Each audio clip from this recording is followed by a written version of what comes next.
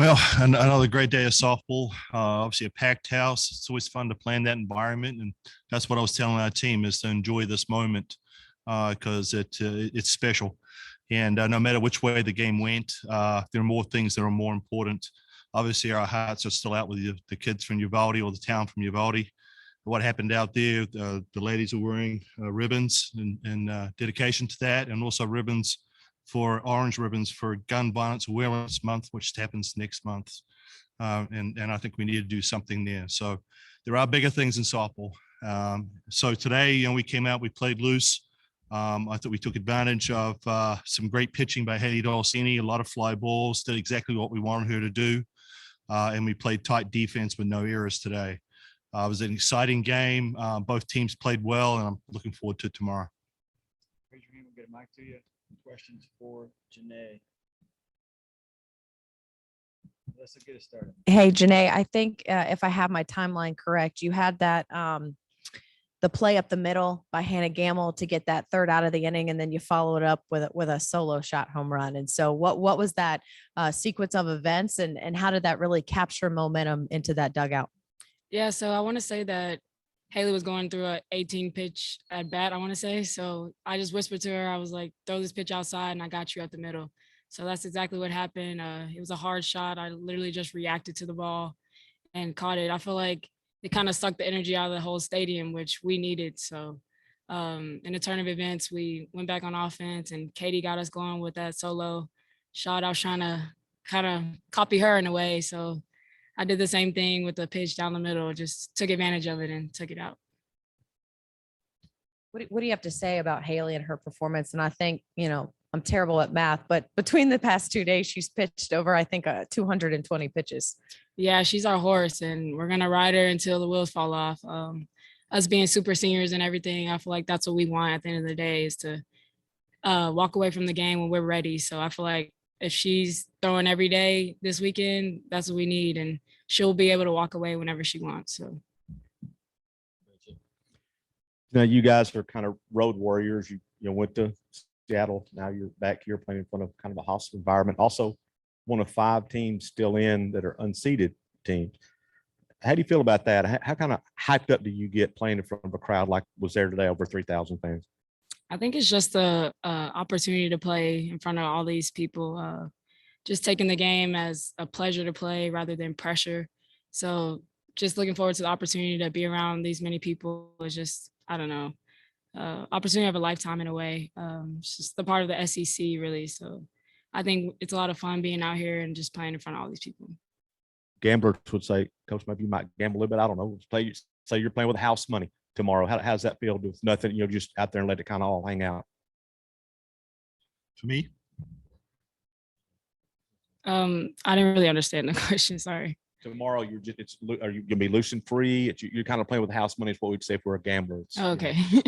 Yeah. So just going out and try not to put too much pressure on ourselves, really just going out like we did today, playing loose and whatever happens, and just going out having fun, really.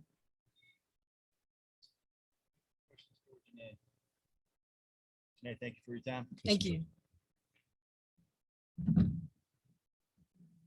right, raise your hand. We'll get a mic to you for questions for Coach White. Chip, lead us off. Coach, you said yesterday the best way to play defense is played without any errors. And that's what you did today. Talk about your defense a little bit. Well, the good thing about fly balls, they don't take bad hops, so it kind of helped us out a little bit. And the one kind of tough play we had, Mia was able to corral it and make a good play, recovery play on it. And that was a tough, big out. I mean, but, you just go out there and you just try and hit the bad part of the bat. And Haley was able to do that. I was just so proud of her to be able to fight through, obviously, some soreness that she's got. But, she's a warrior. She doesn't even want to think about coming out.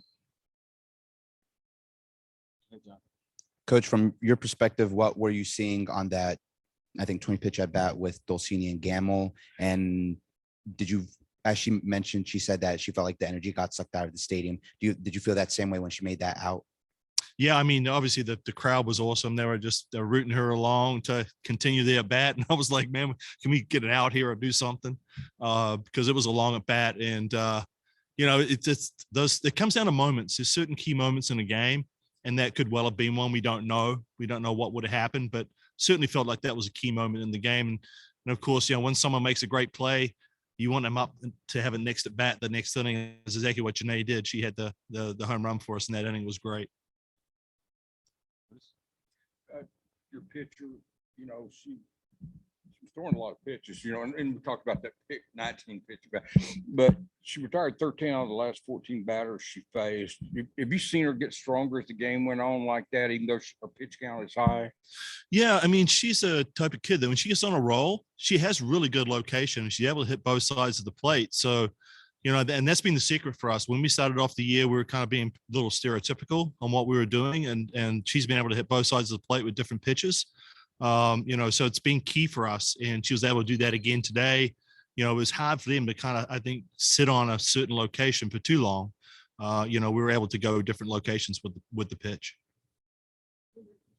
They had 109 home runs, I believe. You had 58 coming in. They hit 7 last weekend in 3 games. Played 2 games here. You hit 2. They haven't hit any. Are you surprised about that a little bit? Oh, no, not really. We watched a lot of tape on it. They're one heck of a power hitting team, and they don't get cheated, and that's for sure. But there's different types of offenses out there. We don't have that kind of power. I think at most home runs we got a 10. Where last year we had 16. We've never really had a 20 home run hitter. I'd love to have one.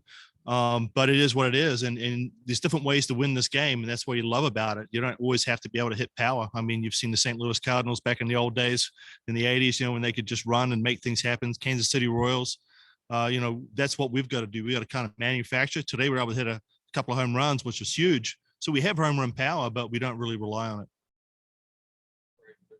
Is Jefferson kind of the one that sets the tone for the game for you? Oh yeah. If I could clone her, I would. We've been fortunate enough to have her for 5 years, that one extra year, and it's huge. I mean, I've said from day one, you get into a new program and you see a kid and you start to think about, trying to explain stuff, and she already knows it. She knows what I'm thinking when I'm thinking it. She's like the street baller, the kid that knows how to play the game for the essence of the game. And that's what she does. She knows how to play. She had that sixth sense on being in the right place on that ground ball that was up the middle. Right place, right time. Mike, what's it like as a coach in between innings when Haley's obviously in pain, but she's pitching so well and wants to keep going? What's it like as a coach making the decision between taking her out and leaving her in and letting her to continue to have that success? Yeah, I've got, obviously being a pitcher myself, I know some signs of it, and I saw her out there shaking around. I think it was in the 3rd innings I went out, maybe earlier in the game, and I thought, oh, this doesn't look good. So I'm aware of it. I'm looking for things like that. And of course, we have a fabulous trainer and a doctor in our dugout as well. So we're making sure we're monitoring all that stuff. And I'm not going to take the ball out of Haley's hand until she tells me to. And I'm going to make sure she's truthful with me. And again, I won't let her hurt herself. See a situation where she's back in the circle tomorrow? She's probably going to lobby me pretty hard between now and tomorrow morning, but we'll wait and see how she does. We'll get it back there and see how sore she is tomorrow. Sometimes, you start loosening up and that goes away. As we said, she looked like she labored for the first 3, then got onto a roll. That could happen tomorrow. This little warmer weather, which is kind of nice. That helps. So never say never in my case. And, it's old style softball. We've had cases where, Tyron Mowat back in the old days and 7 others, Alicia Hallowell, Odyssey last year, they've thrown multiple pitches. I will say this, it does play a toll on your body. So I'm well aware of that, but we'll keep close tabs on that. Questions for Coach White? Coach, thank you for your time. Thank you, everybody.